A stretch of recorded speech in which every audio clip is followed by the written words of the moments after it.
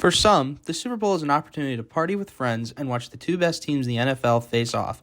What some may not know, however, is how much impact economically and socially the big game can bring to our community. I caught up with Super Bowl host committee chairman David Rosseau, who gave some insight on how he got into the committee, as well as how impactful the event can be for our community. President of Salt River Project, and early on in my career here, I represented SRP in the community in an economic development context and met Michael Bidwell, who was chair of Greater Phoenix Economic Council, when I was asked to join that board and help promote the Valley and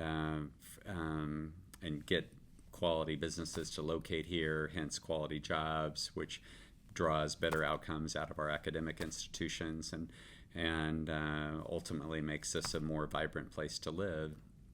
And so in that context, he asked me to chair the 2015 Super Bowl, and we did a good job, and it was a highly successful game, and had both a short-term impact of $720 million in incremental spend that week between restaurants and hotels, and then it had a long-term impact in terms of, I think there were 21 businesses that cite being invited to Super Bowl related activities that we sponsored, to ultimately locating businesses or expanding existing footprints here in the Valley.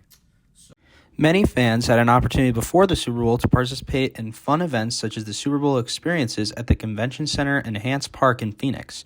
Rousseau explained to me the behind-the-scenes process of how those events got put together.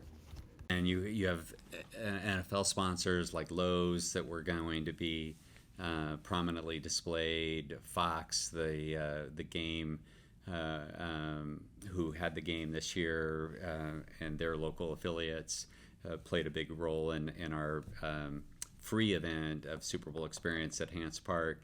And then obviously the NFL was Convention Center in the traditional NFL experience.